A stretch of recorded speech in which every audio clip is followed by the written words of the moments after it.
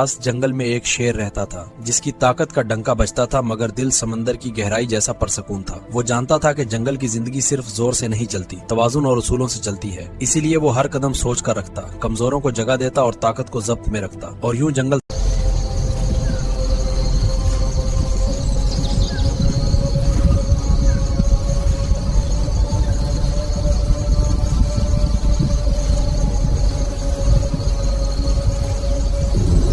जंगल के जानवर शेर का एहतराम करते थे क्योंकि वो बिलावजा शिकार नहीं करता था और कमजोरों की हिफाजत करता था। एक दिन जब एक नन्हा हरन एक भेड़िए के सामने बेबस था, शेर आंधी की तरह पहुंचा। एक गुर्जदार धाड़ ने भेड़िए को भागने पर मजबूर कर दिया। हरन महफूज रहा और जंगल ने शेर को महसूस हुआ कि जंगल के नजदीक कोई खतरा आ पहुंचा है। इसने अपनी आंखों से हर सिमत का जायजा लिया और सांस खींचकर हवा को परखा। हवा में एक अजनबी सी खुशबू थी जो मामूल की नहीं लगती थी। इसकी आंखें सकड़ गईं, कान खड़े हो गए और जिस्म की हर रग चौकस हो गई। चारों तरफ खामोशी थी। एक दिन जंगल में अजीब सी खामोशी छा गई। परिंदों की आवाजें मद्धम पड़ गईं। जानवर जैसे किसी इशारे पर छुपने लगे। पत्तों के पीछे सरसराहट और पांव तेज हो गए। हवा में कुछ ऐसा था जो दिखाई नहीं देता था मगर महसूस हो रहा था। फिर बाकी सब भी रुक गया।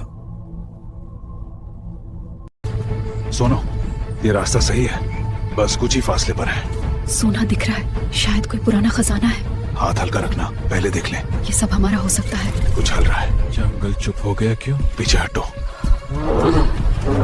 शेर ने फैसला किया कि वो जंगल को अकेला नहीं छोड़ेगा। इसने जोरदार धाड़ मारी जो पूरे जंगल में गूंज उठी। ये गूंज याद दहानी थी कि वो यहाँ का बादशाह है और ये जमीन उसकी है। और जब सूरज डूबा, इसकी निगाहों में अज़म की नई चमक थी कि हरन ने कान खड़े किए। खरगोशों की सांसें तेज हो गईं और परिंदे बेकार बैठे रहने के बजाय एकदम फड़फड़ा उठे। खौफ ने सबको एक साथ दौड़ा दिया। कोई अपने बच्चों को बल में धकेल रहा है, कोई छलांगे लगाकर आगे बढ़ रहा है।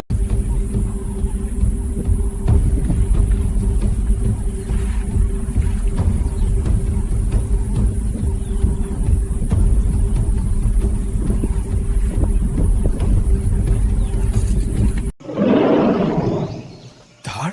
शेर है शायद, लेकिन देखो, ये पूरा जंगल एक दुनिया है।